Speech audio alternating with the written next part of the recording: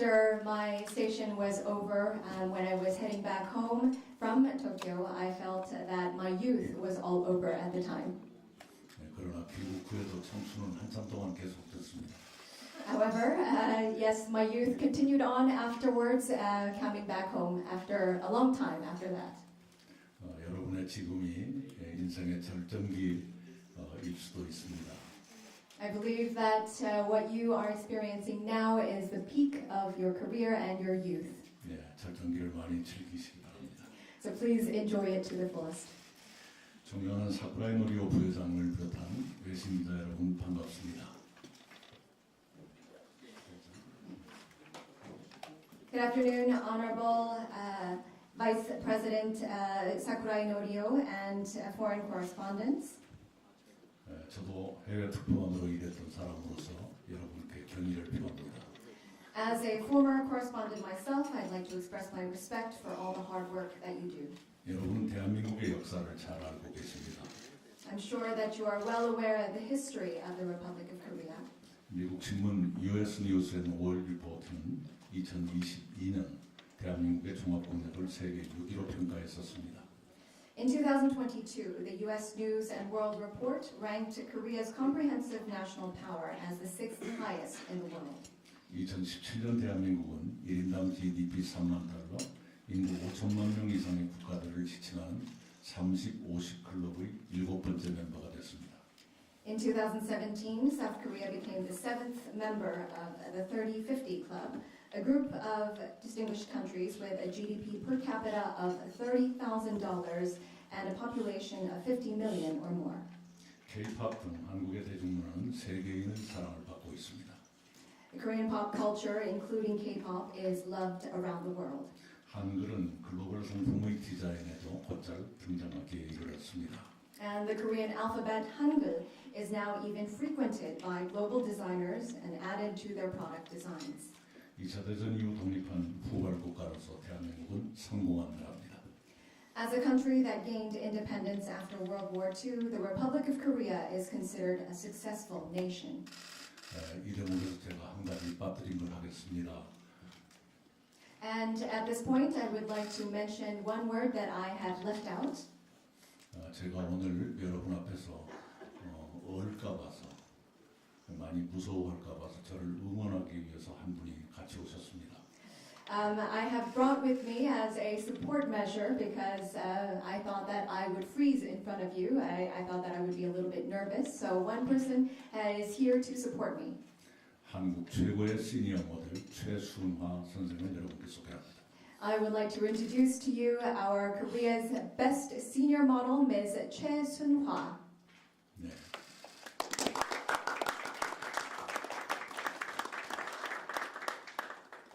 (1943년생이니까) 올해 81세 되신 분입니다. She was born in 1943, so she is 81 years young today. 네.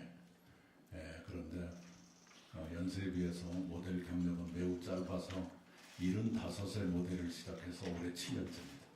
So she started her modeling career at the age of 75, and so it is her 7th year in the modeling industry. 네, 우리 한국도 시니어 모델에 관심을 갖는 시대가 됐습니다. I believe that Korea is now ready to introduce the senior models, and the industry is ready to do so. 예. 그러나 세계 질서가 급변하고 국내 정치가 극단적 변별을 드러내면서 대한민국은 점점 더 깊은 위기에 빠져들고 있습니다. However, with the rapidly changing world order, the political circles at home and abroad has proven to be increasingly dysfunctional.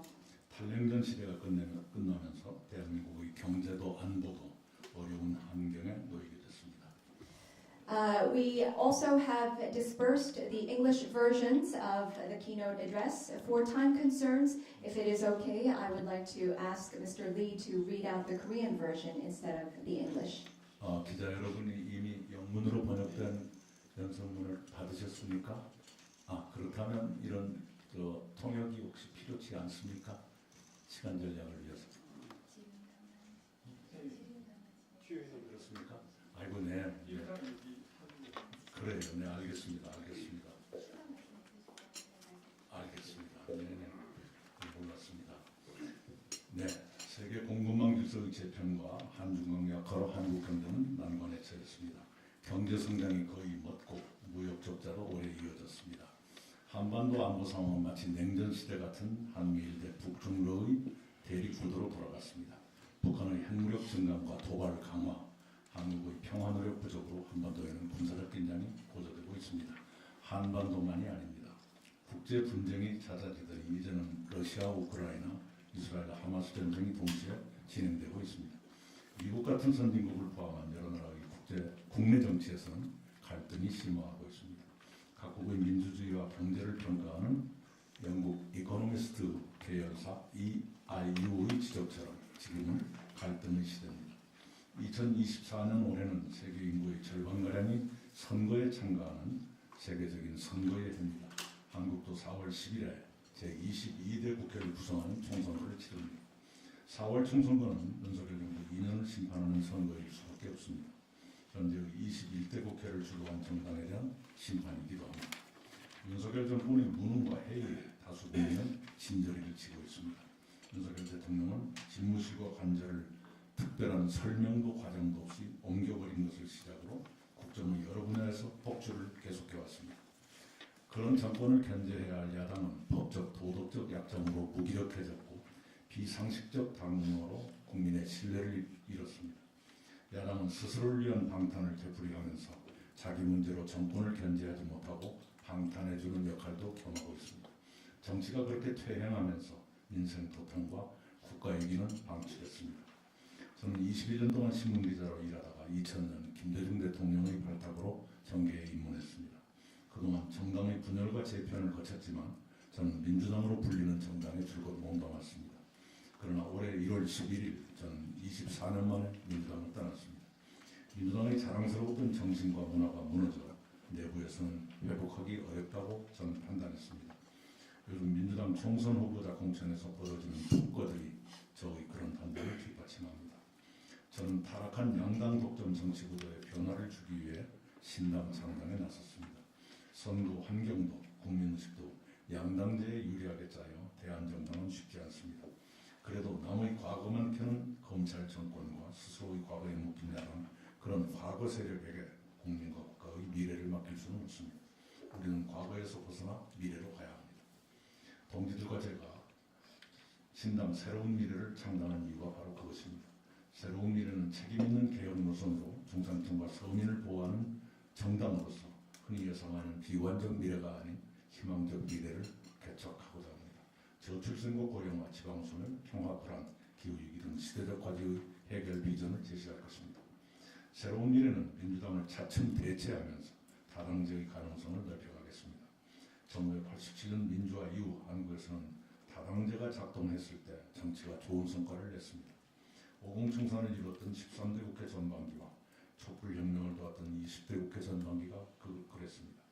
국가적 위기가 심화하고 정치적 능력이 더 크게 요구되는 지금이야말로 다당제가 더욱 절실히 필요합니다. 대만은 1월 총선에서 제3당 민중당에게 캐스팅 보트를 주어 거대 양당의 독주를 막도록 했습니다. 대한민국을 망가뜨리는 양당 독점 정치를 혁신하도록 국민 여러분께서 저희 새로운 미래에 힘을 모아주시기 바랍니다. 끝으로 한반도를 비롯한 동북아시아의 평화와 안정을 위해 몇 가지를 제안하고자 합니다. 동북아 정세에 대한 설명을 생략하고 바로 제안에 들어갑니다. 첫째, 남북한 정상회담을 조속히 열 것을 제안합니다. 문재인 정부에서 남북 정상이 3차례 회담했습니다. 그러나 2019년 2월 트럼프, 김정은 하노이 회담이 결렬된 이후 모든 남북 대화가 끊겨 오늘에 이르렀습니다. 이렇게 오랜 기간 남북 대화가 없고 군사적 긴장만 고조되는 것은 매우 위험합니다. 남북 대화를 재개하고 정상회담도 열도록 윤석열 정부가 특단의 노력을 하기 바랍니다. 남북 대화에 열성을 쏟았던 문재인 대통령께 일정한 역할을 맡길 수도 있다고 봅니다. 한반도 평화의 최대 이해 당사국은 대한민국입니다. 평화의 이익을 가장 많이 누릴 나라도 대한민국이고 평화가 깨졌을 때 가장 큰 손해를 볼 나라도 대한민국입니다. 대한민국은 최대 이해 당사국으로서의 역할을 다해야 합니다. 둘째, 한중일 정상회의를 조속히 재개할 것을 제안합니다. 한미일 연대 강화는 필요합니다. 그러나 한미일 편중에게는 한반도 평화와 안정 그리고 한국 경제에 부담을 줍니다. 한반도를 포함한 동북아시아의 평화와 안정을 위해서는 한일 양국과 중국과의 관계가 안정돼야 합니다. 그것을 한국과 일본이 미국의 설명에 이해를 얻고 중국과의 관계 회복을 위해 함께 노력해야 합니다. 김대중 정부에서 시작된 대로 한중일 정상회의를 정례화하는 것이 바람직합니다. 셋째, 북한과 미국, 일본의 관계 개선을 제안합니다. 최근 북한에서 김여정 부부장이 북일 정상회담을 거론하는 등 일본과의 관계 개선을 향한 시그널이 나오고 있습니다. 저는 북일 수교까지를 포함한 관계 개선이 이루어지도록 양국이 노력하고 미국과 한국이 지원하기를 바랍니다. 북일 관계 개선은 동북아 평화와 안정에 일정하게 기여할 것입니다. 기본적으로 북한과 미국의 수교를 저는 주장해왔습니다. 지금이라도 미국이 대북한 수교의 결단을 내려주기를 바랍니다. 1990년대 초 한국은 소련, 중국과 수교하면서 북한이 미국, 일본과 수교하는 것도 반대하지 않는다고 발표했습니다. 그러나 한국은 발표와 달리 북한과 미국, 일본의 수교를 견제했습니다. 만약 그때 한국이 중소, 한국과 중소 그리고 북한과 미일의 수교가 실현됐다면 한반도 상황은 지금과 많이 달라졌을 것입니다. 경청해 주셔서 감사합니다. 감사합니다. 다음에 질문 받겠습니다. 먼저 질문하시는 분은 그 소속과 본인의 소속과 성함을 알려주시기 바랍니다. 질문 받겠습니다. 이거 뒤에 있는 BBC 기자님.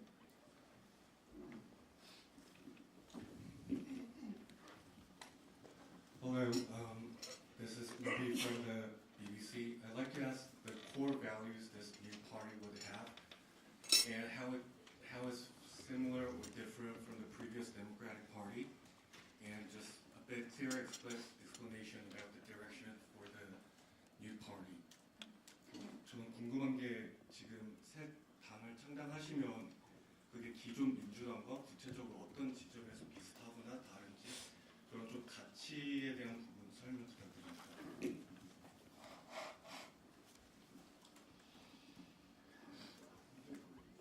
네, 양 언어로 다 하셨지만 다시 한번 말씀을 드리겠습니다. 새로운 당의 핵심 가치와 그리고 전 민주당의 가치와 어떻게 차별화가 되는지 그리고 앞으로 어떤 방향성을 가지고 통치를 하실지에 대해서 좀 구체적인 설명 부탁드리겠습니다. 네, 지금의 이 민주당이 어떤 가치를 추구한다고 볼 수 있을지부터 의문입니다. 왜냐하면 너무나 많은 것이 무너졌기 때문입니다. First of all, I would like to pose a question to your question, saying that whether the current Democratic Party has any core values, because all of the core values that we had upheld and supported are now disrupted. 저는 오히려 지금의 민주당이 무너뜨린 또는 잃어버린 본래의 민주당의 가치를 회복하고 발전시켜야 한다고 생각하고 있습니다. So I believe that our party, the New Future 새로운미래, has to uphold and rebuild the core values that the previous Democratic Party had been upkeeping, and we need to develop on that further. 지금 민주당의 중간쯤의 뿌리라고 할 수 있는 1995년 새정치국민회의를 창당했을 때 김대중 당시 총재, 훗날 대통령이 되신 김대중 총재는 이렇게 말했습니다. So I believe that it would be the foundation or the roots of the current Democratic Party, and it goes back or dates back to 1995. And at the time, the party leader was Mr. Kim Dae-jung, and at the time he was the party leader, and later on he became the president of the Republic of Korea. And at the time, this is what he said. 수구 냉전 세력과 급진 개혁 세력을 배제한 중도 개혁 노선으로 서민과 중산층을 보호하는 정당이 되겠다, 이런 취지의 말씀을 발표를 했었습니다. So that this is what he said verbatim. We need to shy away from the post-Cold War policies and the regime, as well as the rapid reformist movements. We need to find a central reformist ground so that we can uphold the people and the middle central government, as well as the middle grounds for our people. 그와 비슷하게 좌우양극단의 세력을 배제하고 책임 있는 개혁을 추구하는 중산층과 서민을 위한 정당이 되고 싶습니다. And I believe that that would be the same ideology for our party as well. We want to shy away from extremist parties, from either the right or the left. We want to evade those ideologies, and we want to have a reform that is more accountable and responsible for the people and to uphold the people as well as the middle class. 특히 지금의 여야 정당들이 내보이기 시작한 포퓰리즘을 절제하면서 품격과 절도를 보이는 그런 정치를 펼쳐가고 싶습니다. And I believe that a lot of the ruling and opposition party members are resorting to populist measures. So we need to evade those measures. We need to find a refinement, and we have to find a sophisticated adjustment. And that is what we would be seeking for our new party. 지금 민주당과의 차이를 물으셨는데 제가 이렇게 쭉 말씀드린 것은 제가 말씀드린 것이 민주당에서 이미 죽었기 때문입니다. You asked what would be the core differences of the current Democratic Party and our new party. And I believe that these values that I have just stated to you right now are lost in the Democratic Party. That is why I have stated them, and that is why we seek them. 네.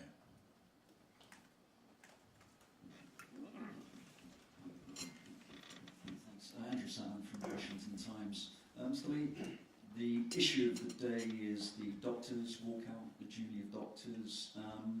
Do you back the government stance? Do you back the junior doctors? What's your position? How should this be resolved? 오늘 아무래도 또 바깥에서 많이 거론이 되고 있는 뉴스거리 중에 하나가 이제 파업일 거라고 생각을 합니다. 이와 관련돼서는 어떤 생각을 가지고 계시는지요? 지금 현재 정부의 의견에 동의를 하시는지, 아니면은 의사들의 의견에 또 함께 동의를 하시는지요? 네,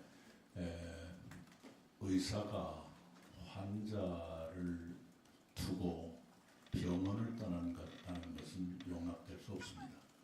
I believe that it is unacceptable that a medical practitioner, a doctor or a general practitioner, would leave the hospital on a strike while leaving their patients in that hospital. 의사는 사람의 생명을 지켜주기 때문에 존경과 사랑을 받습니다.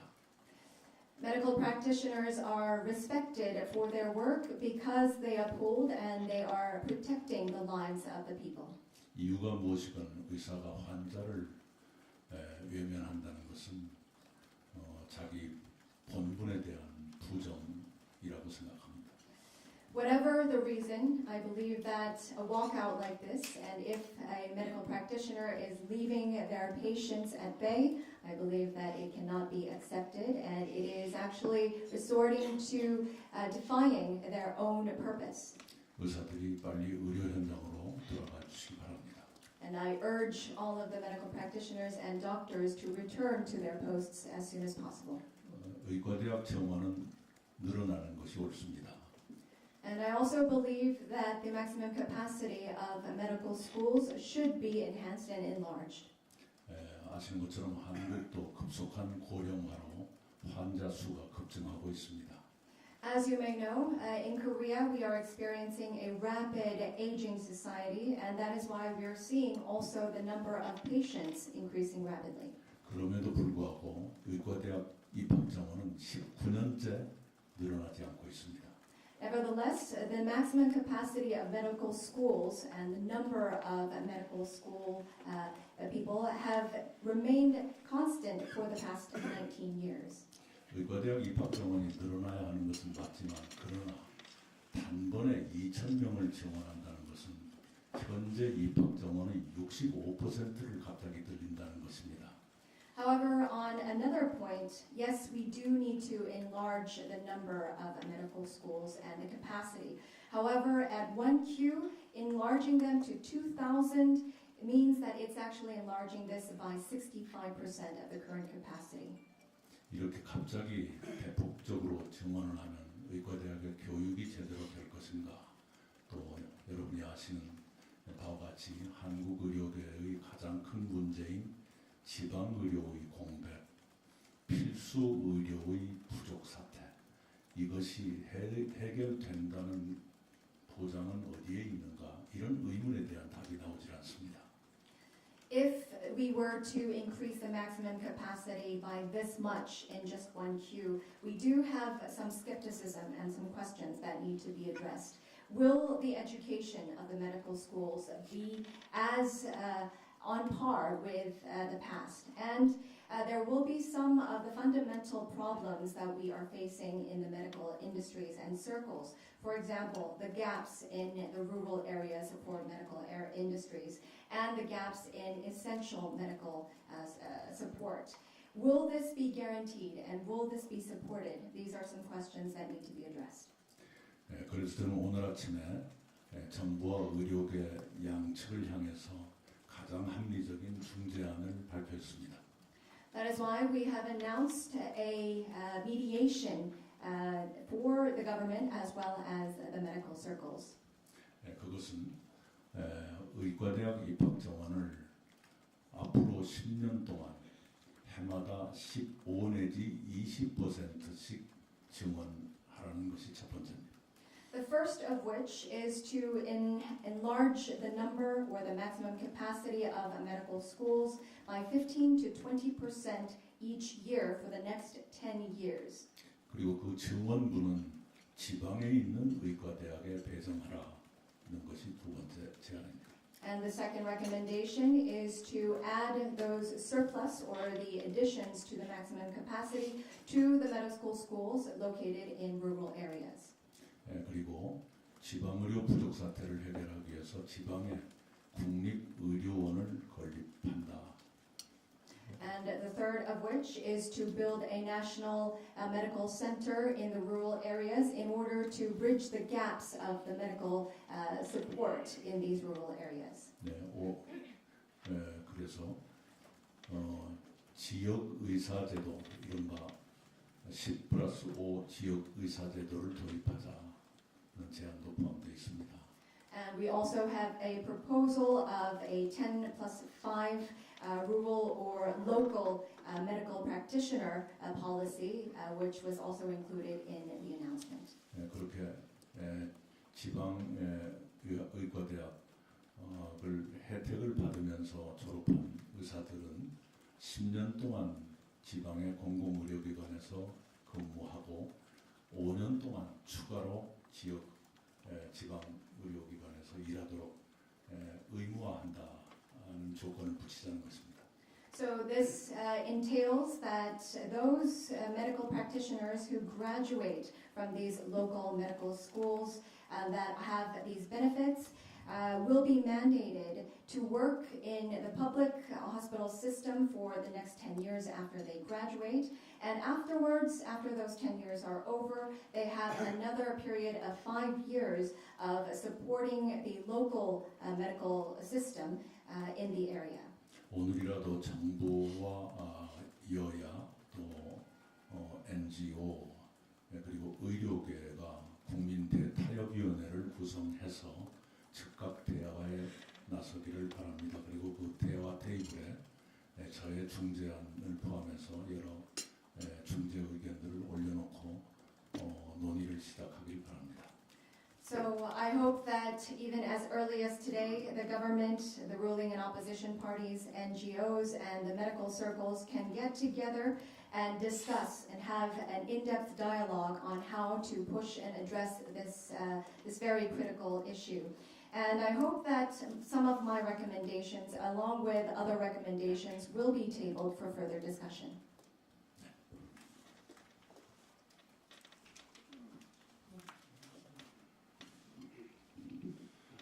Manager Sky News United Kingdom. First of all, I'd like to ask some questions related to security issues, especially for North Korea's provocative actions, including North Korea just fired various types of missiles, including SLBM, ICBM, which might be very hazardous to the Korean Peninsula security. And while they just hold some inter-Korean talks and Hanoi summit talks, it was turned out to be useless. And North Korea developed the nuclear arms and ICBM. So do you think it's possible for North Korea to have some summit talks with South Korea, even in this case? And that is a little bit sensitive question, but regarding upcoming election, especially how many candidates of the new future will run for general election, including capital area, and how many seats do you expect? Thank you. 네, 스카이뉴스의 맹주석 기자입니다. 질문 두 가지 드리도록 하겠습니다. 첫 번째 질문 같은 경우에는 대한민국 그리고 한반도의 안보 상황과 관련되어 있는데요. 북한의 도발이 점점 더 위력이 세져지고 있습니다. 특히나 또 미사일을 다량으로 발사를 하면서 SLBM이나 ICBM 등등의 개발 그리고 발전이 더욱더 심해지고 있습니다. 한반도 전체 그리고 이 지역 전체의 안보를 위협하고 있는 이런 상황에서 과거에는 하노이의 대담과 남북 대화가 있었음에도 불구하고 지금은 이런 상황이 지속되고 있는 상황입니다. 지금 이런 상황에서 남북 대화가 가능할 것으로 보시는지, 그리고 앞으로도 좀 더 상황이 더욱더 완화될 수 있다고 보시는지요. 그게 첫 번째 질문이었습니다. 두 번째 질문은 조금 더 예민한 질문일 수도 있는데요. 이번 총선과 관련해서 이런 새로운 신당을 창당을 하셨는데 서울 경기권의 몇 개의 의석수를 지금 목표로 하고 계시는지 그와 관련해서 좀 구체적인 답변 부탁드리겠습니다. 네, 가장 어려운 것만 두 가지를 물어봐 주셨습니다. I think that those are the two hardest questions that you asked. 네, 이 다음에는 좀 쉬운 거 물어봐 주시기 바랍니다. I hope that we can move on to an easy question after Mr. Meng. 어떤 상황에서도 대화가 단절되면 안 됩니다. Whatever the circumstances, I believe that cutting off dialogue or inter-Korean dialogue is not an answer. 지금 남북한 모두가 서로 상대를 향해서 힘자랑을 하면서 대단히 공격적인 언사를 교환하고 있습니다. 아주 불행한 상황입니다. I believe that it is an unfortunate situation at the moment where both of the Koreas, North and South, are trying to boast their arsenal and boast how much power they each have. And they're also proving to be quite aggressive in both of their communications and their attitude towards each other. It's indeed very unfortunate. 아마도 북한은 탈냉전 시대의 종결과 함께 과거처럼 미국에만 매달리지 않겠다는 시그널을 계속 보내려고 하는 것 아닌가 생각합니다. I believe that from what I understand, North Korea is sending signals and a message that they will not solely rely on the United States just along with the end of the post-Cold War era. 네, 그리고 북한의 입장에서 볼 때 미국에 대해서 거리를 유지하면서 미국이 하자는 대로만 따라가지는 않는 중국과 러시아라는 뒷배가 점점 튼튼해지고 있다고 판단하는 것으로 보입니다. And also, if we put ourselves in the shoes of North Korea, in the viewpoint of North Korea, I believe that they are viewing the United States in a farther stance. And they are, of course, making their way of stancing away from the United States because they also believe that China and Russia, which are their stronger supporters, are gaining ground, which are on their side as well.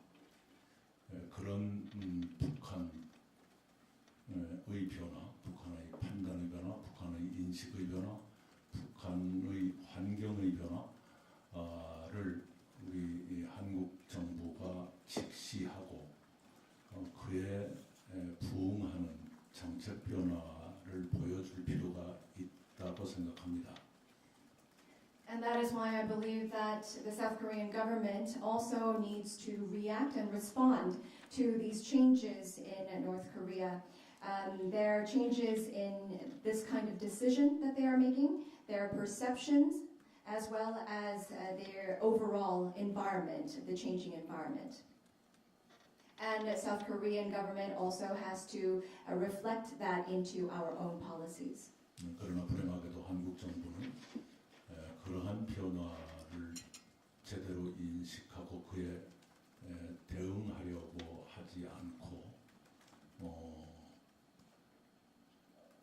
꽤 오래전의 과거에 보았던 방식을 여전히 지키고 있지 않는가 여겨집니다. However, unfortunately, I believe that the Korean current incumbent government does not perceive this kind of change or transformation. They're not responding to these changes, and they are simply sticking to our own old tactics that we had known from the past, and we're using them continuously. 한국 대통령과 국방장관이 힘을 통한 평화를 말하고 있는데 대단히 시대착오적인 인식이다라고 저는 판단합니다. The current president, as well as the Minister of Defense, are also talking about peace through power, peace through force. However, I believe that this is something that is very wrong and it does not fit the times. 힘의 우열이 확실할 때는 힘이 강한 쪽이 힘을 통한 평화를 구가할 수 있지만 그렇지 않을 때는 대단히 위험한 상황을 불러올 수 있습니다. Of course, in the case where this kind of force or power is distinct and it's quite lopsided on which side has more power, it could be that we can seek peace through force. However, if it is not the case, I believe that this is a very risky business. 지금 같은 상황에서는 힘의 경쟁은 힘의 경쟁을 격화시킬 뿐이지 그것이 평화를 담보해 주지는 않습니다. Under these circumstances at the moment, I believe that trying to fight over or competing over arsenal and power will only aggravate the current situation. It will not bring about peace. 그래서 지금같이 안보 경쟁 또는 힘의 경쟁이 격화되는 시기에는 그것과 병행해서 평화 대화를 반드시 유지할 필요가 있습니다. And that is why I believe that under such circumstances where conflict as well as the competition over security and power is aggravating, this is the true time when we need to sit down and have inter-Korean peace dialogues. 그런 평화 대화를 통해서 1990년대 초에 클린턴 행정부에서 페리 전 국방장관이 의회에 제출했던 페리 리포트라는 게 있습니다만 거기에서 페리가 주장했던 개념 상호 위협 감축 mutual threat reduction 그런 관점에서 남북 간의 긴장 완화를 논의할 필요가 있다. 그럴 때가 됐다고 생각합니다. And I believe that through these peace dialogues, we have to come to a mutual decision and a mutual discussion, such as the mutual threat reduction that was cited in the Ferry Report during the Clinton administration in the early 1990s, that was proposed by the DoD State Minister of Defense.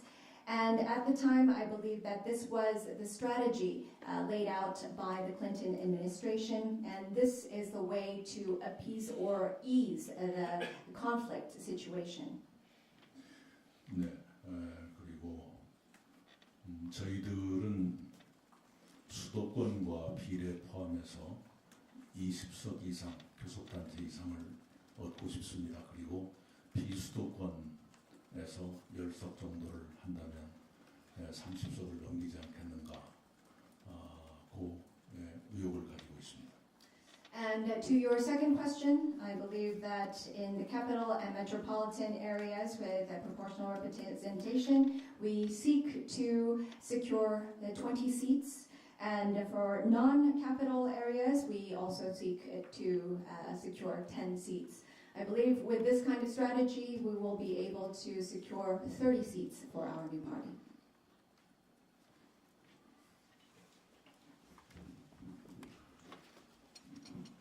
안녕하십니까 대표님. K뉴스 코리아 프로의 김정민 기자입니다. 쉬운 질문 하라고 하셨는데 쉽지는 않고 아까 양극단 세력 배제하고 서민을 위한다라고 말씀을 하셨는데 이게 가능할지 사실 쉽게 공감이 잘 가지 않습니다. 요즘은 서민과 중상층도 많이 양쪽으로 좀 극단화되지 않았습니까? 그래서 이전처럼 북한에 대한 이념 차이 뭐 이런 것만 있는 게 아니고 젠더 갈등도 있고 좀 더 현대적인 이념 갈등이 있습니다.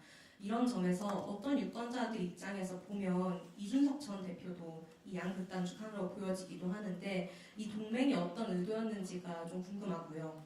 그리고 이런 이준석 전 대표 같은 정치인 나중에라도 포용하실 생각이 있는지 궁금합니다. 두 번째는 북한 관련인데 트럼프의 리턴 매치가 거의 확실시되고 있습니다. 돌아오면 방위비 협상 같은 거는 어려움이 생길 수도 있지만 북미 대화는 좀 문이 열릴 수도 있지 않나 이런 일각의 기대도 있습니다. 새미래가 의석을 갖게 되면 국회 임기 중일 텐데 미 대선이 대선에 미래 새미래는 어떻게 대응을 하실 건지 궁금합니다. So this is from NK News, Kim Jong-min asking a question, two questions. You also mentioned that you will evade and shy away from extremist policies as well as extreme parties and work for the people and the middle class. I'm not sure exactly, and I don't know exactly what that means. Can you explain a little bit further and elaborate on that? Because I believe that the middle class these days are also being polarized and they are veering towards extremes. Not only in terms of ideologies regarding North Korea, but also in terms of gender conflicts as well. And in that line of thought, I believe that some of the voters might think that Mr. Lee Jun-seok is also one of those elements of these extremes. What was the root cause and the fundamental thinking behind joining forces together? And later on, do you think that there is a chance of including Mr. Lee into the party?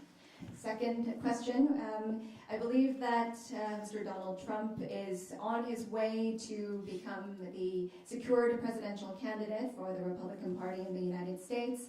And I believe that if this does happen, it will be within your reign in the party. In that case, he is elected as a new or the second term as the president of the United States. I believe that there will be a lot of discussions at hand, especially one of the case in point is to increase the defense spending for the United States and Korea. Other than that, there will be some discussions, especially for North Korea and South Korea.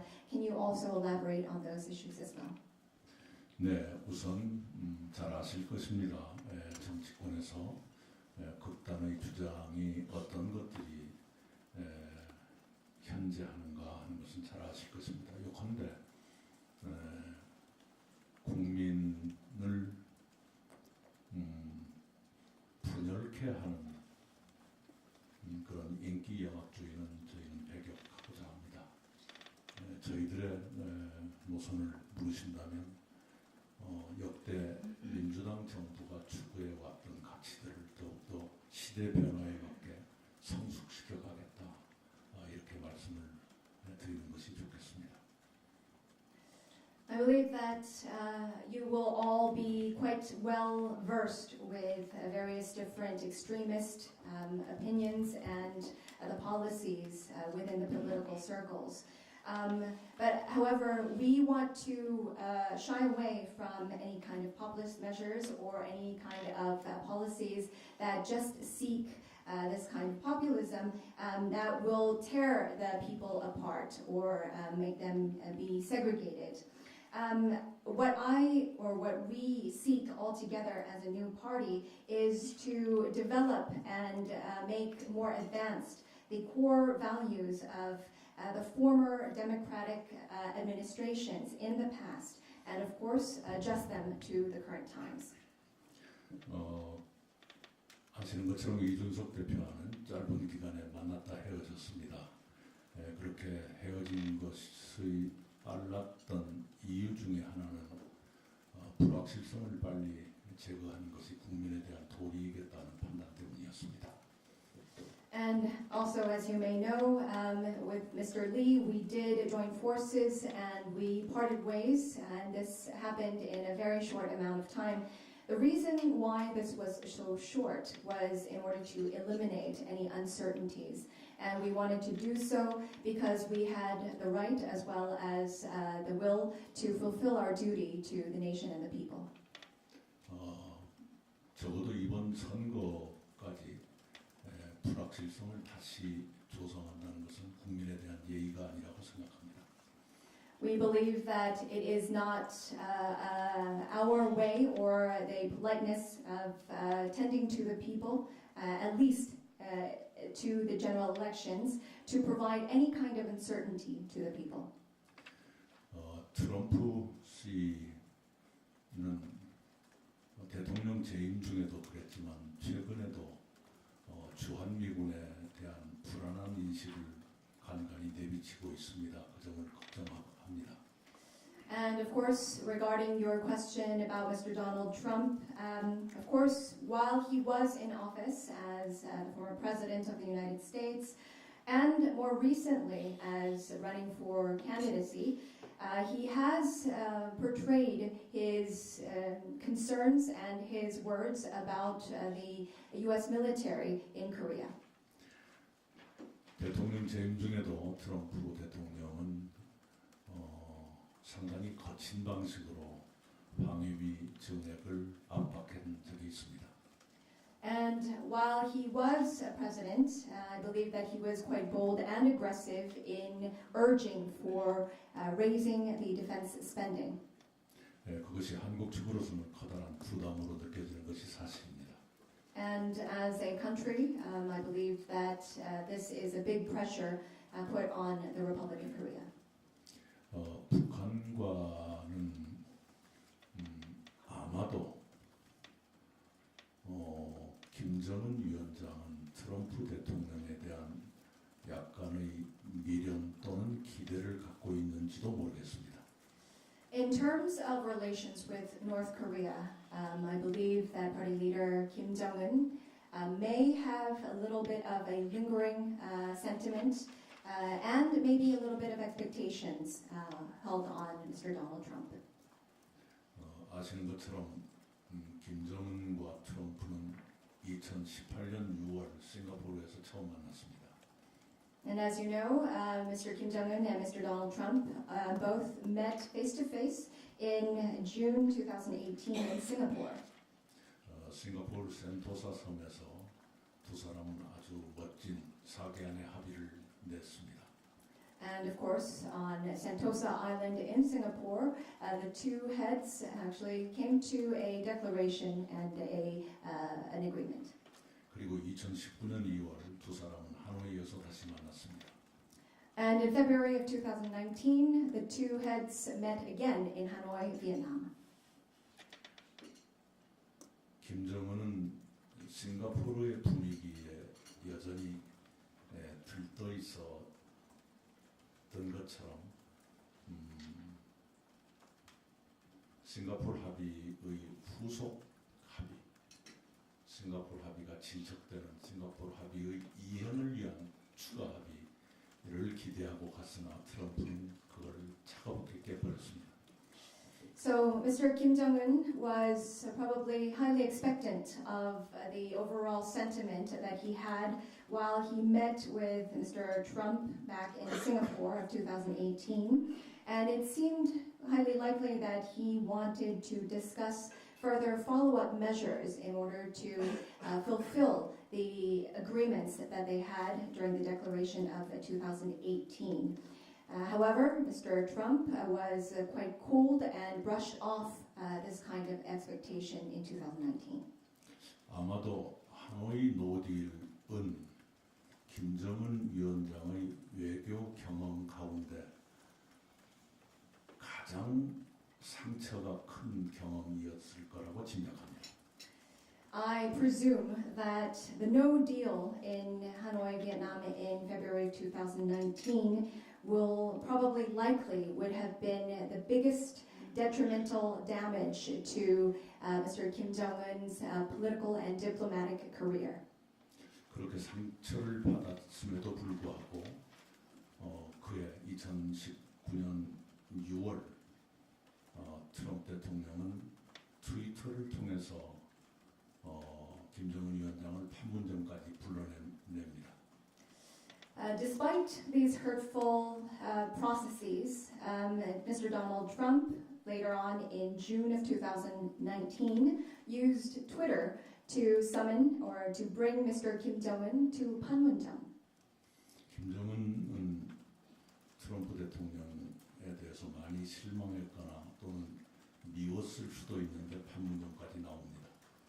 Of course, Mr. Kim would probably have had dislike and hateful sentiments towards Mr. Trump, and he must have been disappointed. However, he did appear at Panmunjom. 그것은 김정은 위원장이 트럼프에 대한 미련이나 기대 같은 것이 남아 있었다는 증거가 아닐까라고 저는 짐작합니다. So this is why I presume that Mr. Kim Jong-un would have had lingering feelings towards Mr. Donald Trump and somewhat of an expectation towards Mr. Donald Trump. 2019년 6월 판문점에서도 김정은은 그의 2월 하노이에서처럼 아무것도 얻지 못하고 빈손으로 돌아갑니다. And just as he did in February of 2019 in Hanoi, Mr. Kim Jong-un appeared at Panmunjom in June of 2019. However, he went home empty-handed without any kind of exception. 그리고 2019년 8월이었던 것 같습니다만 그건 확인이 필요합니다. 김정은 위원장은 트럼프에게 가장 긴 편지를 보냅니다. And I believe that it was in August of 2019. I believe we do need to do a fact check on the exact date of this letter. Mr. Kim Jong-un has sent Mr. Donald Trump one of his longest letters. 그 편지 가운데서 김정은은 이렇게 푸념을 합니다. And in that letter, he lays out all of his disappointments as well as his feelings. 내가 당신을 만난 뒤에 아무것도 변하지 않았다. After I met you, nothing has changed. 그것을 나의 인민에게 어떻게 설명할 것인가? How do I go back to my people and explain this? 지금 그런 상태입니다. And I believe that that sentiment and that situation has persisted until now. 네. 그래서 두 사람의 스타일, 특히 트럼프의 스타일로 보면 절차나 과정을 생략한 채 즉흥적으로 다시 만날 수도 있을 거라고 봅니다. So if you consider both of these gentlemen's styles or manners, and if you consider Mr. Donald Trump and his style, I believe that he will be able to find an impromptu way of forging a meeting with Mr. Kim Jong-un without any kind of processes or protocol. 그러나 김정은은 싱가포르에서 기대에 부풀었다가 하노이에서 실망으로 돌아가고 판문점에서 다시 한번 실망하고 했던 경험 때문에 트럼프를 좀 더 냉정하게 보게 되지 않았을까 짐작합니다. However, in terms of Mr. Kim Jong-un's perspective, he was highly expectant in Singapore then he was disappointed in Hanoi, and another disappointment in Panmunjom. So based on his series of experiences, I believe that Mr. Kim will see Mr. Trump in a new light and again with a new shed of light. 두 사람이 상대에 대해서 어떤 생각을 갖고 있건 저는 북한과 미국의 관계가 개선되기를 바랍니다. And whatever the perspectives the two gentlemen have on each other, I personally believe that the relations between the United States and North Korea should be mended and need to be improved. 바이든 대통령이 취임한 이후 북한은 아무것도 기대하지 않는다는 듯이 아무런 제안도 시그널도 미국을 향해서 보내지 않았습니다. After the inauguration of the current incumbent president, Mr. Joe Biden, North Korea had signaled to the United States and the world that they are not expecting anything and they had not signaled any kind of proposal. 그리고 바이든 행정부도 북한을 향해서 아무것도 하지 않았습니다. And nor did the Biden administration send any kind of signals to North Korea either. 그렇게 아무것도 하지 않은 채로 시간이 가는 것은 미국에게도 북한에게도 도움이 되지 않는다는 것을 저는 말하고 싶습니다.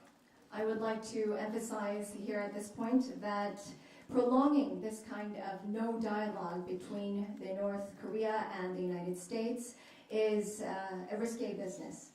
과거처럼 북한이 미국과의 수교에 목말라 하지는 않는 것으로 보이지만 그럼에도 불구하고 북한과 미국의 수교는 여전히 필요하고 현 상황을 개선하는 데 도움을 줄 것이라고 저는 판단합니다.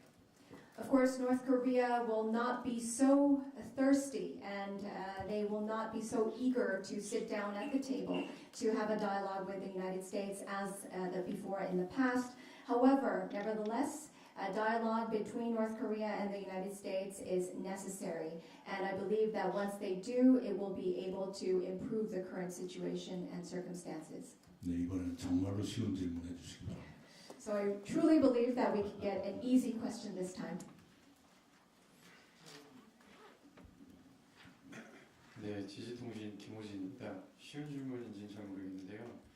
현재 민주당에서 벌어지고 있는 공천 사천 내분 관련해서요. 이게 총선 결과에 어떠한 영향을 미칠 거라고 보시는지 부탁드리고요. 이 지금 현상이 새미래에 유리하게 작용을 할까요? 그다음에 앞으로 전개는 어떻게 될지 전망 부탁드립니다. 그다음에 역사적으로 보았을 때 제3지대가 결국 선거 이후에 원대복귀하는 현상들이 계속 있었는데요. 이런 비판적 시각에도 불구하고 차기 국회에서 새미래는 어떠한 역할을 하기를 기대하는지 말씀 부탁드립니다. 감사합니다. So I'm not sure that this is an easy question or not, but this is from Mr. Kim of GG Press. The first question is about the current internal rumbles and the discussions going on at the Democratic Party. Because of their nomination process, they are having a lot of internal troubles. How do you view this and how do you think that this will result in the general election results? Do you think that this will be beneficial or a positive impact on the new future 새미래 Party? And how do you think that this will unfold altogether during the general elections? And the second part of the question is that historically saying all new alternative parties usually go back to their original parties after these kinds of general elections. And what do you foresee in the future after gaining some seats at the National Assembly, and what will be your direction? 네, 역대 거의 모든 정당들이 공천 과정에서 불공정함이나 난폭함이 드러나면 총선에 나쁜 영향을 받곤 했습니다. Historically speaking, in hindsight, I believe that all parties that went through a very violent or unfair process in the nomination process did not fare well in the general elections. 저는 기자로서 그리고 정치인으로서 40년 이상 한국 정치를 관찰했거나 경험했습니다만 지금처럼 난폭한 공천이 전면적으로 이루어진 것은 처음 봅니다. So as a reporter, foreign correspondent, and a politician, I have been monitoring and experiencing the Korean political circles for over 40 years in my career.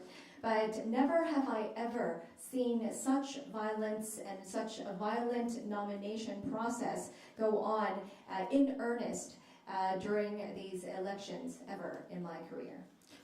이런 일들은 우선 조직 내부에 균열을 가져오고요. 일반 국민들은 실망하게 되기 때문에 선거에 매우 나쁜 영향을 줍니다. And these kinds of processes usually bring about segregation and, of course, it breaks up the organization itself. But not only that, it also brings about a huge disappointment to the people. 오늘 어떤 신문의 보도에 따르면 민주당 내부에서마저도 이재명 대표는 선거 승리를 바라지 않는 것 같다. 오히려 승리하지 않더라도 당을 장악하는 것이 그분의 목표인 걸로 보인다. 이런 내부 발언이 보도되고 있습니다. And one of the media outlets, newspaper media outlets this morning also mentioned in an article that even within the Democratic Party, there are noises that are saying that party leader Mr. Lee Jae-myung is not focused, or his objective is not to win the general elections, but rather is to dominate and to win over the overall party, that this is his ultimate end goal. And this is the voices within the party. 저희들 새미래로서는 민주당이 잘 되기를 바라지 민주당이 망가지기를 원하지는 않습니다. And from the New Future 새미래 Party perspective, we want the Minju Party, the Democratic Party, actually to do well, not to self-destruct. 민주당이 지금처럼 도덕적으로나 조직에서 붕괴돼 간다면 저희들의 책임은 더 커진다고 판단합니다. If the Democratic Party morally destructs itself or becomes an organization that is self-destructing, I believe that the overall burden will be placed on our shoulders. 여러 여론조사 결과가 예고하듯이 지금대로 간다면 민주당이 패배하고 국민의힘이 승리할 것으로 보입니다. So I believe that a lot of the public polls foresee that if the Democratic Party of Korea continue on in this process, they will lose in the general elections and the People Power Party will win. 그러나 국민의힘이 과반 의석을 획득하는 것 또한 불행의 시작일지 모른다고 저희들은 보고 있습니다. However, from our perspective, I believe that it will also be quite unfortunate and the start of misfortune if the People Power Party will secure a majority number of seats. 민주당은 지금 상태로 가서는 국민의힘의 과반 획득을 저지하지 못할 것입니다. 바로 그렇게 민주당이 하지 못하는 국힘의 과반 획득 저지를 저희라도 해야 되겠다라고 판단합니다. So in this way, if they go on going on like this, the Democratic Party of Korea will not be able to put a halt or a stop to the People Power Party securing the majority number of seats at the next National Assembly. So I believe that if they are not able to do so, it is up to our new party, the New Future 새미래 Party, to actually put a stop on it. 제3지대의 역할을 물으셨는데 아시는 것처럼 한국 정치인은 타협에 매우 미숙한 그런 문화가 여전히 계속되고 있습니다. You also mentioned in your second question the role of the alternative party. And as you may know, the Korean society is very unkeen or uncanny about negotiations or compromise. 거대 양당이 좀처럼 타협하지 못하고 자기 주장만 계속하면서 시간을 허송하고 국가이익이나 국민의 생활을 방치하는 그런 일이 계속되지 않도록 저희들은 중재안을 내고 타협을 유도하고 하는 그런 역할을 하고 싶습니다. So at the moment and up until now, the two large parties were not able to come to a compromise. And in that process, they only supported their own opinions and they only forged their opinions aggressively. And that is why they lost time and they put the lives of the people at risk. That is why the new future 새로운미래 party would like to come to a conclusion and persuade and propose a mediation to that. 오늘 저희가 의료 대란에 대해서 굉장히 상세한 중재안을 낸 것이 바로 그런 사례의 하나가 될 것입니다. I believe a good case in point will be the recommendations that we announced this morning related to increasing the medical school capacity.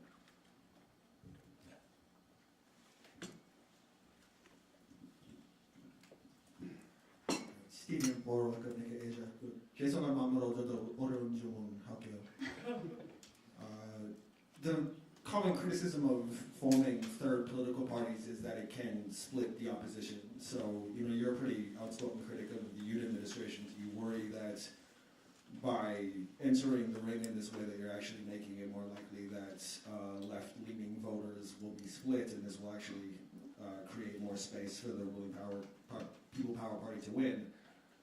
That's my first question. And my second one is, if you could just specify, when you refer to the Democratic Party as having departed from its core values, are you referring specifically to how the party has protected Lee Jae-myung and how he's managed to hang on to the leadership? Thank you. 네, 저도 안타깝지만 좀 어려운 질문을 드리도록 하겠습니다. 스티븐 버러치 니케이에서 질문 드리도록 하겠습니다. 제 3지대 당들 같은 경우에 또 하나의 어폐 같은 경우, 그리고 어떻게 보면은 좀 약점이 이 다른 당, 그리고 그 반대 당 같은 경우에는 오히려 사람들이 거기에서 반대 당에게 표를 더 던지게 만드는 그런 걸 해왔다고 저는 역사적으로 생각을 하는데요. 오히려 민주당의 표를 더 가지고 옴으로 인해서 그 표차가 더욱더 갈라지고 국민의힘의 표가 더욱더 강해지는 그런 여파가 일어나지는 않을 거라고 생각을 하시는지요. 그리고 민주당의 핵심 가치가 이제 떨어졌다, 그리고 없어졌다, 무너졌다라고 말씀을 하셨는데 그 부분에 있어서 이재명 당대표를 계속해서 옹호하고 보호하는 역할 때문에 그 가치가 무너졌다고 생각을 하시는지요? 지금 저희들이 없었다면 투표율이 매우 저조해졌을 것입니다. 2022년 지방선거 제3세력이 없이 치렀던 지방선거에서 민주당의 텃밭이라고 불리우는 광주에서는 투표율이 37%밖에 되지 않았습니다. 그런 일들이 재현될 가능성이 있었을 것입니다. 저희들이 없었다면. If we weren't in the picture for the general elections, I believe that the overall voting rate would be at an extreme low. Just a case in point would be some of the local elections, by-elections in 2022. They proceeded without a third party at the time. And I believe that Gwangju, the voting rates, which used to be the hometown of the Minju Party, the Democratic Party at the time, was an all-time low of 37%. In case that we weren't in the picture this general election, I believe that that will be a recurrence for this time. 2022년 지방선거 투표율이 매우 저조했던 특히 민주당의 지지세가 강한 곳에서 기록적으로 낮은 투표율을 보였던 결과는 민주당의 참패였습니다.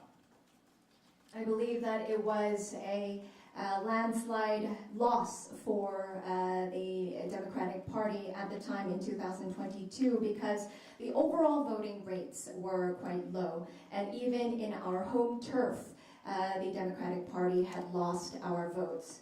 And I believe that it was an all-time low because of such reasons. 만약에 이번 총선거에서도 저희 같은 대안이 없이 양당으로만 선거를 치르는데 민주당이 지금 같은 난맥을 보인다면 투표율이 낮아지고 또 민주당이 참패할 것입니다. And if during these general elections we did not have an alternative party in the mix, and if there were only the two major parties to vote for, I believe that with the current disaster of the Democratic Party, the same will happen again. It will be the same story as a recurrence, and the overall voting rate will be an all-time low. 네, 그러나 저희 같은 대안 세력들이 국민들께 새로운 선택지를 제시한다면 투표장에 가지 않으려고 했던 사람들이 투표에 참가하게 될 것이고 그렇게 되면 국민의 힘이 어부지리를 얻는 기회도 없어질 것입니다. However, if our new future Semire party proposes an option to some of our voters, I believe that it will be a fresh new take on those voters who had decided not to go to the ballots at all. I believe that it will be a way for them to get out of the house and go to the voting ballots and vote for us. And I believe that also the way of the People Power Party just getting a victory just in itself because of the low voting will not happen. 근본적으로 선택지가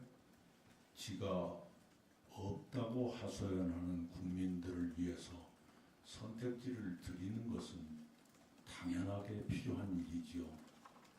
그것을 가지고 누가 이익이냐 손해냐를 따지는 것 자체가 적절하지 않다고 생각합니다.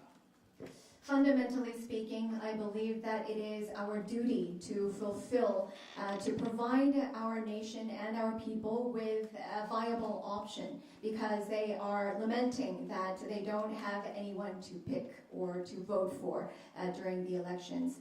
I don't think that this is the time where we should be discussing who is to benefit and who is there to lose out.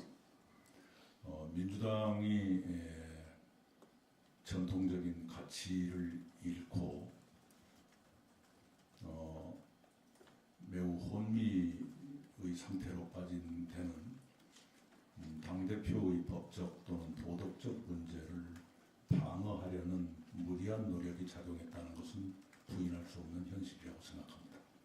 And to your second question, I believe that some of the destructions and the way that the Democratic Party has lost its morals and its core values, I believe I cannot say no to the fact that it was due to a certain point that they were trying to uphold and protect some of the legal and moral issues that their party leader was going through.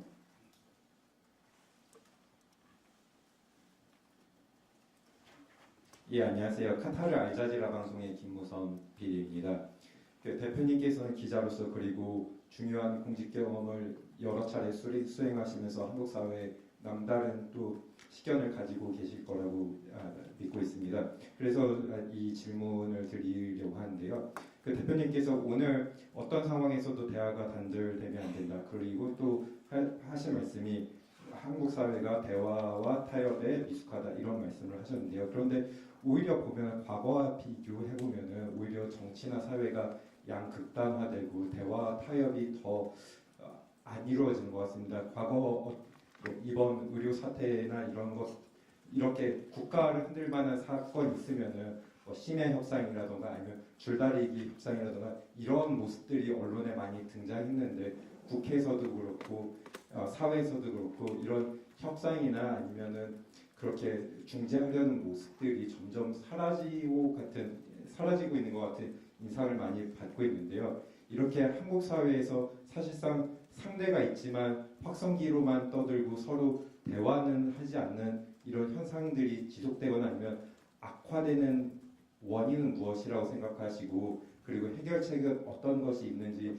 고견을 여쭤보고 싶고요. 그리고 두 번째 질문은 최근 외신에서 한국 사회 관련해서 취재하는 큰 이슈 중에 하나가 저출산 고령화입니다. 그 저출산 관련해서 지난 정부 아니면 이번 정부도 그렇고 계속해서 몇 조 원을 쓰겠다, 얼마를 여기에 쏟아붓겠다 이런 재정적인 부분의 정책들은 많이 나오고 있는데요. 사실 출산율이 계속해서 떨어지는데 오늘 기조연설에서도 이와 관련한 비전 앞으로 밝히겠다 말씀하셨는데 재정적인 문제 말고 그 이외에 비재정적인 방책들 혹시 생각하고 계신 게 있는지 궁금합니다.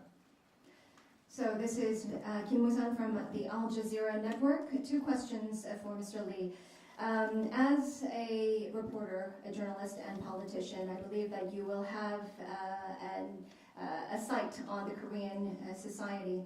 You mentioned today that the Korean society is very far away from a dialogue, and it does not do well with compromises or negotiations. But I believe that the times that we are living in these days, we are seeing less and less of such discussions and dialogues. Especially in the past when we had such kinds of difficulties, we actually saw methods and methodologies such as late night discussions and tug of war discussions in the society to address some of the critical issues. However, there are no kinds of intermediaries or any kinds of discussions that are going on. It's more of a one-sided walkout or sit-out in the Korean society. What do you think is the root cause of these issues and problems? And what do you think is a solution? That was the first question. The second question, some of the key issues that are being dealt with in the foreign media these days are the low birth rate and the aging society of Korea. And a lot of the former governments, as well as the current incumbent government, is always talking about financial measures on how much trillions of Korean won and what kind of policies financially they are inputting in order to address this issue. And considering the low birth rate, do you have any kinds of non-financial methods in order to revive or address the low birth rate? 네, 갈수록 어려워지네요. It gets harder and harder as we go. 예, 왜 대화가 사라지는가? 경제적으로, 사회적으로 여러 배경이 있겠습니다만 다 말씀드리기에는 너무 길어질 것 같고요. 경제적인 양극화 뿐만 아니라 사회적 양극화와 정치적 양극화가 서로 상호작용을 해서 사회적 양극화가 정치적 양극화를 풀고 정치적 양극화는 다시 사회적 양극화를 심화시키는 이런 악순환이 계속되고 있는 것 아닌가 생각합니다. So to your first question, why are we not communicating, or why is the Korean society void of any dialogue? I believe that there are various different elements in the economy as well as the society that backs up this kind of phenomenon, but in order to dive into all of the elements, it will take too long. I think that there is a polarization in the economy, but also the society and politics. But it's not working in silos. I believe that the societal polarization is having an effect on politics and vice versa. And politics is also taking an effect on society. And that also has a vicious circle that is affecting all different sides of society. 근거가 확실하지는 않습니다만 저의 추측이랄까요? 짐작을 하나 말씀드리자면 한국의 정치인들 가운데는 세계 어디나 마찬가지입니다만 정치인들 가운데는 그 사회의 문제에 대한 깊은 고민이나 관찰보다는 더 얕은 몇 가지 인상으로 정치를 해가는 사람들이 있습니다.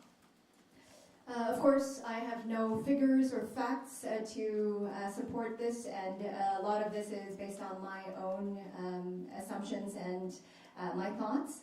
But I believe that amongst some of the politicians in Korea, of course, this could also pertain to politicians abroad as well. Rather than pondering deeply into the fundamental issues and problems of the society, they have a shallow, one-off, band-aid kind of issue and solution to those deep-rooted problems. 지금 집권 세력을 이끌어가는 사람들 가운데 혹시 미국의 레건 대통령이나 영국의 대처 총리가 힘으로 노조 파업을 해결했던 것을 멋있는 역사로 생각하고 그 흉내를 내고 싶어하는 어떤 것이 있지 않을까 하는 짐작을 해봅니다. And of course, again, this is my assumption, but maybe there are some politicians in the ruling parties at the moment who are in the leadership positions that maybe look back in history, in hindsight, thinking that maybe former President Reagan of the United States and Prime Minister Thatcher of the United Kingdom, on how they forcefully led the labor sit-outs as a very flamboyant way of addressing some of the societal issues. 윤석열 정부에서도 그런 식으로 해서 성공한 일이 한 번인가 있었습니다. I believe that the current incumbent President Yoon's administration had one case in point where they were successful in pushing through with such a policy and strategy. 그러나 매번 그런 방식이 성공하는 것도 아니고 더구나 이번 의료대란은 그거보다는 훨씬 더 복잡하다는 것을 정부가 알았으면 좋겠습니다. However, it is not every case that they will win over with such forceful tactics, and I believe especially with the medical sit-outs, walkouts, this case is much more of a complicated issue, and I hope that the government will take note of this. 출산율 제고를 위한 많은 노력이 한국에서는 성공하지 못했습니다. And as for the low birth rate, I believe that there have been many efforts by the government to revive or reboost or rebound the birth rate. However, they were all unsuccessful. 그러나 세밀히 들여다보면 두 개의 성공 모델이 있었습니다. However, if you deep dive into the policies and strategies, there were two models that were successful. 하나는 전라남도 해남과 영광의 모델입니다. One was in Haenam in Jeollanam-do and one in Yeonggwang. 그 모델은 재정적인 지원을 포함해서 행정이 상상할 수 있는 거의 모든 지원을 해주는 방식이었습니다. 그리고 상당한 정도로 성과가 있었습니다. And that model entailed a significant amount of financial support, but a whopping amount of administrative support, more than you could ever imagine, and the results were also quite significant. 그런 방식으로 해남에서는 한때 합계 출산율 3.6까지 올라간 적이 있습니다. And as a result, in Haenam, the comprehensive birth rate went up to 3.6 at the time. 또 하나의 모델은 세종 모델입니다. Another model, case in point, is the Sejong model. 세종은 한때 1.8명, 지금 1.6명쯤 될 겁니다만 거기는 각종 지원으로 그만큼의 출산율을 거둔 이렇게 이룬 것은 아닙니다. And Sejong has a birth rate of 1.8 at a point in time. At the moment, I believe that it's hovering around 1.6. And this was due to or as a result of various different support measures. 아시는 것처럼 세종은 행정 중심 도시여서 그 주민들의 거의 대부분이 공무원이거나 교원입니다. And as you know, Sejong City is an administrative city, so most of the residents there are public officials or teachers. 그래서 출산을 하고 육아를 하다가 돌아와도 여성들의 일자리가 그대로 있습니다. So when the mothers take leave for to take birth, and if they come back, their jobs are still secured. 저희가 추구해야 될 모델은 세종 모델이라고 생각합니다. I believe that the model we seem to seek for, or that we need to seek for, is the 세종 model. 요컨대 해남과 영광처럼 재정 지원을 계속 하더라도 여성의 지위, 성평등, 여성의 지위, 특히 여성 직업의 안정성을 높여서 출산과 육아가 경력 단절 사유가 되지 않게 하는 것, 그리고 공공부문뿐만 아니라 민간에까지 그런 것이 확산되도록 하는 것이 바람직하고 효과적이지 않나 생각합니다. I believe that there are certain elements that we have to take into consideration. Even if we do incorporate some of the elements from Haenam and Yeongbang, we do need to think about some issues such as gender equality, also empowerment of the women's roles, and also along with women's empowerment, we also have to think about the women's work and career stability. Even if they take leave for to give birth to their children, and even if they have a work leave, if they come back, they have to be ensured that their work and their career will be ensured and it will be safeguarded. And it's not just for the public sector, but also it should be expanded to the private sector.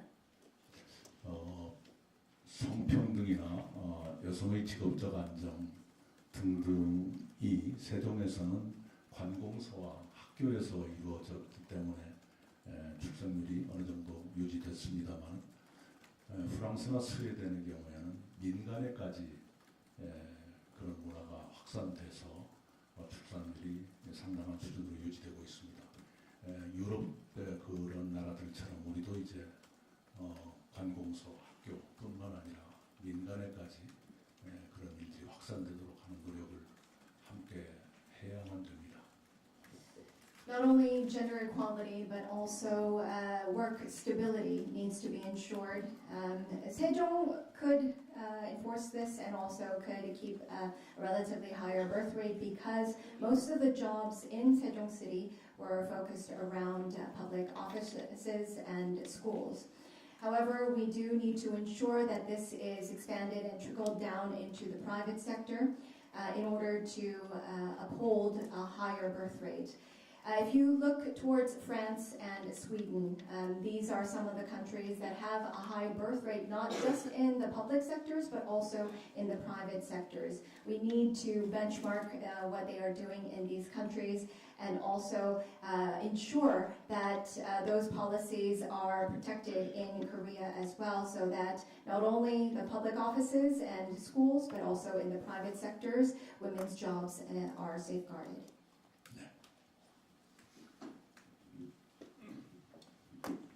상계신문의 구로다 기자입니다. 반갑습니다. 오랜만에 뵙기에 좀 몇 가지 질문을 하겠습니다. 하나는 이낙연 대표께서 아무래도 정치적인 자산에 하면은 호남이지 않습니까? 근데 서울 수도권에서 호남 출신 유권자가 전체의 몇 프로 정도 있다고 보십니까? 두 번째 질문은 지난 대선 때에 민주당 경선에서 지셨지 않습니까? 이재명 대표에게 왜 지셨는지, 뭐가 원인이었는지, 본인의 어떤 부족한 점이 있었던 거 아닌가라고 할 수 있는데 한번 말씀해 주세요. 세 번째, 최근에 그 건국 전쟁이라는 영화가 전적으로 화제가 돼 있지 않습니까? 그걸 보셨습니까? 그래서 이승만 대통령 업적에 대한 평가죠. 역사적인 평가인데 민주당 주류와 소위 그 좌파 운동권과 다른 견해를 가지고 계시는지 아니면 똑같은 건지 말씀해 주세요. This is Kuroda from Sankei Shimbun, and it's been a while since I've met you, so I will ask a couple of questions, 3 questions in fact. First question, your home ground or home turf is from the Honan region, but acting or being very active as a party leader in Seoul and the capital area, how much of a percentage do you think in the voter circles do you think are from that area?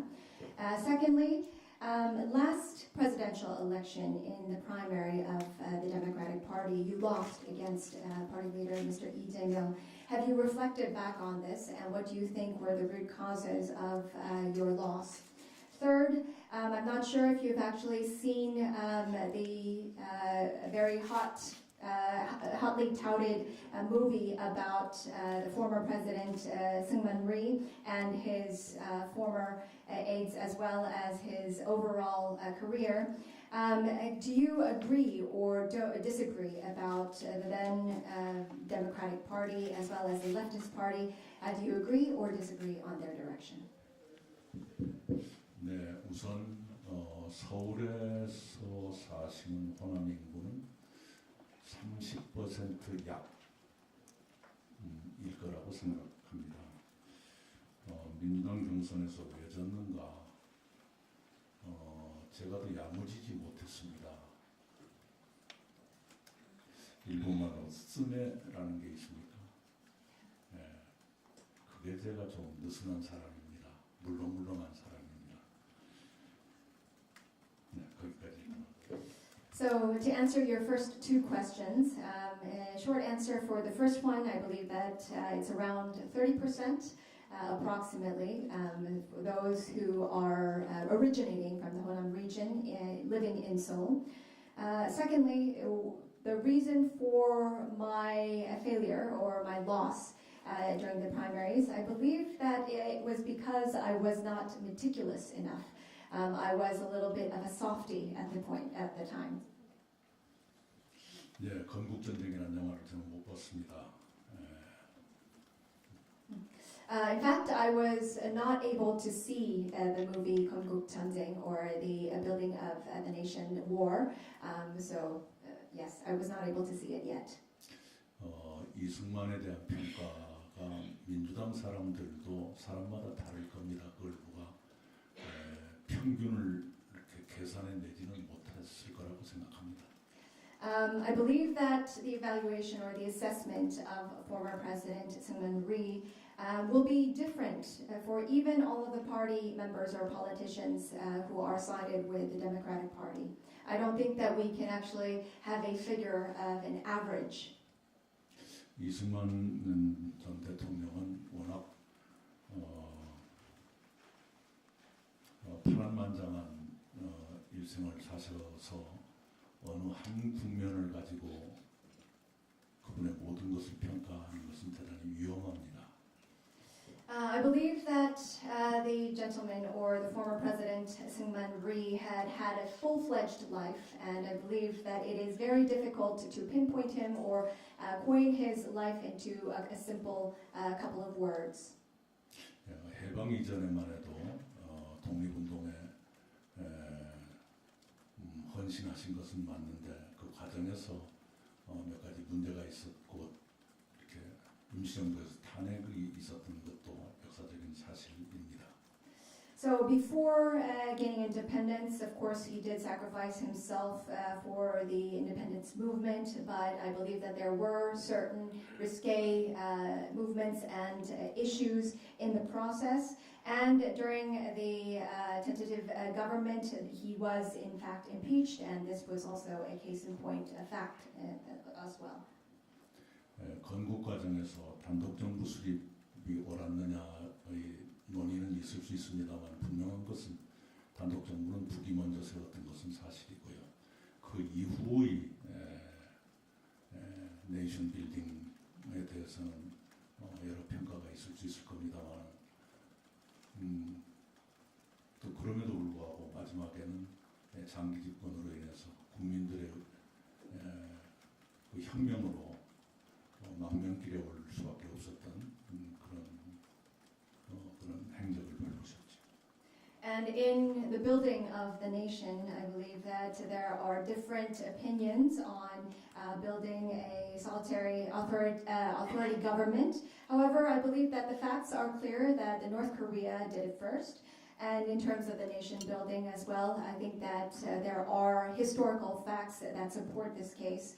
And also in terms of the evaluations after gaining independence, of course, there was the dictatorship that persisted quite for a long time, and he had to endure the revolution and the life of solitude. And so I believe that the evaluations and assessments will be quite diverse. 예, 저는 역사를 비교적 공과를 냉정하게 보려고 하는 편입니다. 이승만 대통령에 대해서도 그렇게 보고 있습니다. And I believe that I would like to separate facts from opinions in terms of viewing history, and that is how I view former President Syngman Rhee as well.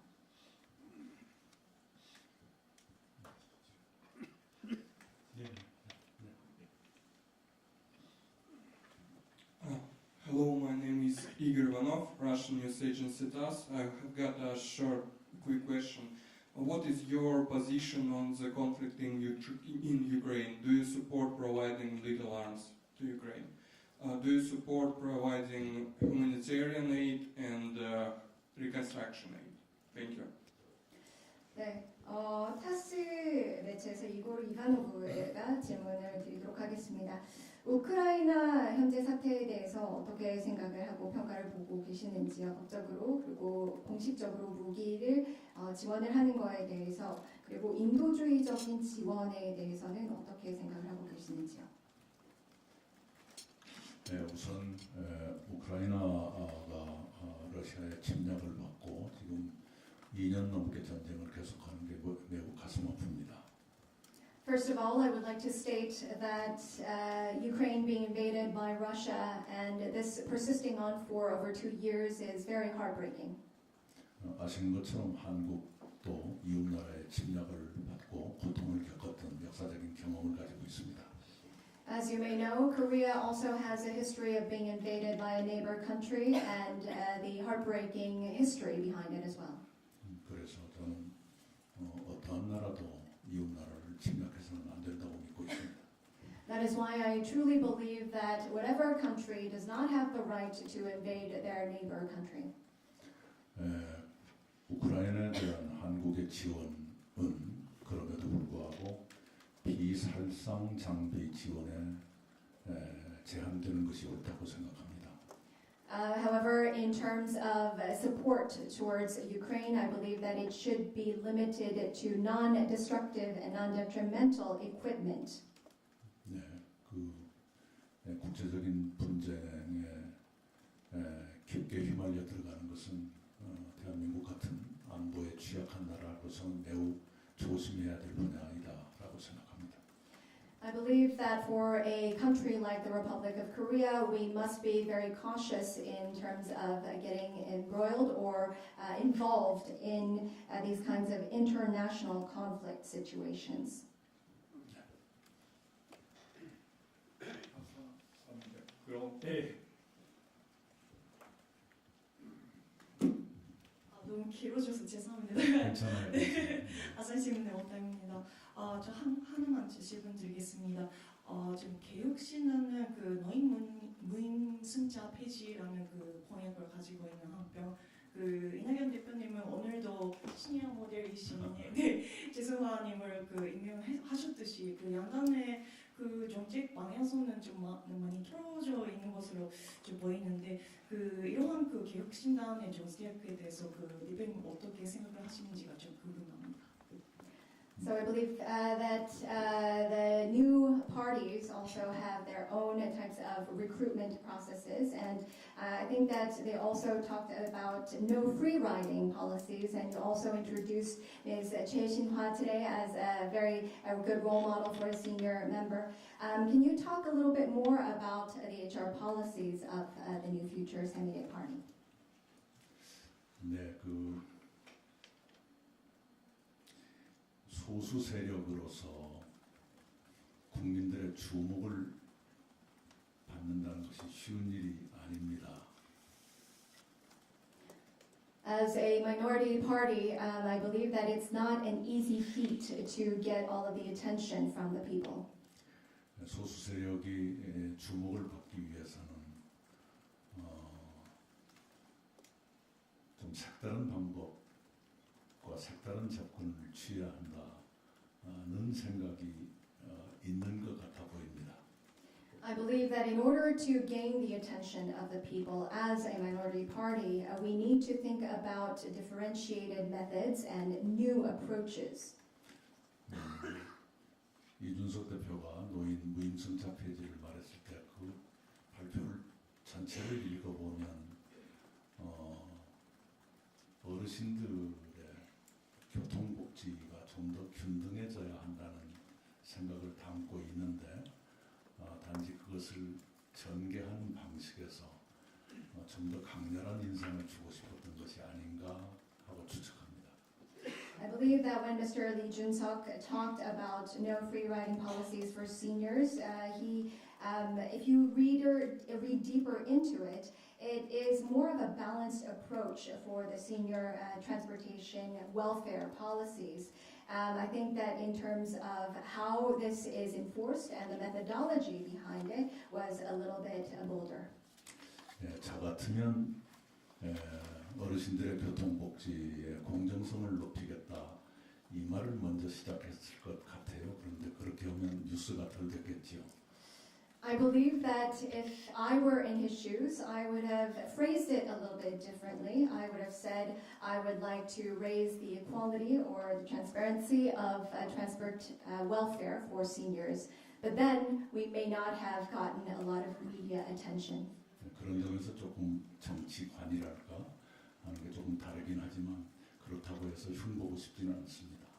I believe that he and I have slightly different perspectives on politics, but I do not want to say bad things about the person when they're not here. 긴 시간 감사합니다. 그 대표님께서는 아무래도 그 한일 관계에 전문가이시고 그 근무 정리 하셨을 때도 그 일본에 가시고 나서 그 한일 관계 개선에 노력하셨으니까 좀 제가 간단히 짧게 간단히만 질문하겠습니다. 그 윤석열 정부에서는 그 징용법 문제, 재판 문제에서도 독자적인 그 해결 방법을 제시했는데 원래 어떤 방법이 좋았었을까? 그리고 앞으로 한일 관계는 어떤 관계가 바람직하다고 생각하십니까? 네. 그리고 그 다음에 마무리 말씀 부탁드립니다. So I believe that Mr. Lee, during his prime minister role, was also very interested and keen and had a passionate relationship with security as well as a relationship with Japan in order to mend and improve the relations with Korea and Japan. So as my role, I would like to ask two questions. First of all, I think that there are some policies and decisions made by the current incumbent, President Yoon, and his administration. Do you agree on this? And if you do not, please let us know on how better this should have been approached. And also, in terms of relations between Korea and Japan, how do you think that it should be mended further in the future? 네, 윤석열 대통령은 한일 관계를 개선해야 한다는 이유만으로 대한민국 대법원의 판결을 뒤집었달까 정부가 판결과 다른 결정을 했고요. 또 역대 정부가 취해왔던 입장과도 다른 입장을 취했습니다. I believe President Yoon Suk-yeol, as a means of improving Korea and Japan relations, I believe that I can phrase it this way: he has upturned or reversed the decision of the Korean Supreme Court, and the government has made its own decision. And I believe that he is going in a different direction of what former governments have taken. 그 결과로서 그 한일 양국이 선택했던 그 방식은 한국에게는 불만을 남기고 일본에게는 불안을 남긴 그런 결과가 됐습니다. 한국으로서는 국민들 사이에 뭔가 기분이 석연치 않은 상태의 불만이 남았고요. 일본으로서는 이 스탠스가 앞으로도 계속 지켜질까 하는 불안을 남기는 그런 상태가 되지 않았나 생각합니다. So in terms of both bilateral relations, due to the decision made by the Yoon administration, for the Korean people and the Korean public, it has laid a lot of complaints and distrust. And for the Japanese public, it has resulted in a lot of anxiety and nervousness. A lot of the Korean public are now discontent with the current decision, and a lot of the Japanese public, I believe, are quite nervous whether this will continue on in the future. 네, 기억하시겠습니다만 문재인 정부 재임 중에 이른바 문희상안이라는 게 있었습니다. I'm sure that you are well aware of the Moon Hee-sang option during the Moon Jae-in administration. 그것은 강제징용 배상 여부에 대한 문제에서 한일 양국의 입장을 부분적으로 살리는, 그래서 명분을 나눠 갖는 그런 타협안이었습니다. And the contents of this was the comprehensive compensation for the enforcement during the Korean War. And of course, it was taking both sides accountable so that both governments would have a reason behind the comprehensive payback of the current history behind the enforcement. 그 당시에 저는 정부에 있었습니다만은 일본 측은 문희상안이 채택되기를 많이 원했었습니다. And at the time, I was a member of the administration, and a lot of the members of Japan and the Japanese government also wanted for the Moon Hee-sang option to be selected. 그러나 문재인 정부는 그게 지나친 양보라고 판단해서 그걸 거부했습니다. However, the Moon Jae-in administration thought that it was too much of a compromise, and that is why we dropped the option. 만약이 아니라 그런데 윤석열 대통령이 선택한 안은 문희상 안보다 훨씬 더 많이 모든 것을 양보해 버리는 안이었습니다. However, the option that the Yoon Suk-yeol administration has opted for is actually much more of a compromise, almost giving all to the Japanese government. 만약 윤석열 대통령이 문희상 안을 선택했더라면 일본도 받아들이고 민주당도 거부하기가 아주 고약했었지 않았을까 싶은데 윤석열 대통령은 그렇게 생각하지 않고 문희상 안보다 훨씬 더 후퇴한 모든 것을 양보한 그런 선택을 했습니다. If the Yoon Suk-yeol administration had opted for a similar option like the Moon Hee-sang option, I believe that the Japanese government wouldn't have dropped it, nor the Democratic Party. They would have had a difficult time dropping or not accepting it either. However, I believe that President Yoon and the incumbent administration has veered away, far more away from the Moon-Hee-sang compromise, and they have compromised way more. 그래서 지금 누군가가 해야 할 일은 한국 측의 불만과 일본 측의 불안을 모두 없애주는 그런 그런 매듭이 필요하지 않나 생각합니다. I believe that now we are in search for the right person to come and, of course, tie the knot between the two countries now to bridge the gap between the complaints that are rising from the Korean public as well as the anxiety that is arising from the Japanese public.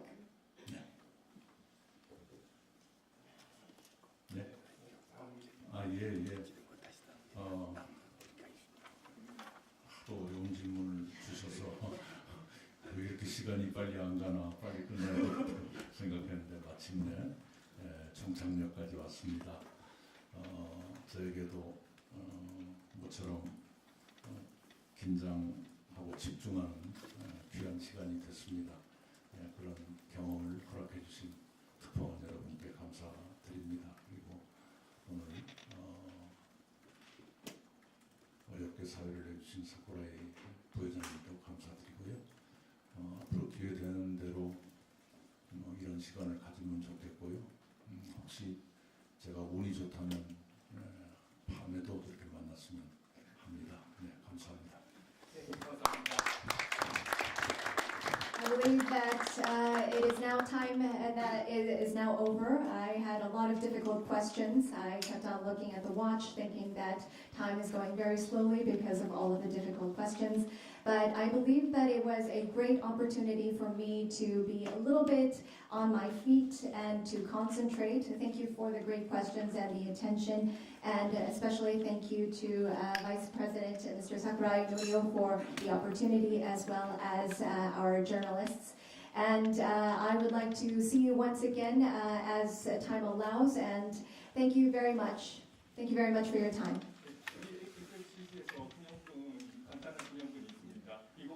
비가 와도 눈이 와도 정거적으로 나가길 바란다는 뜻으로 우산을 전달하겠습니다. 감사합니다.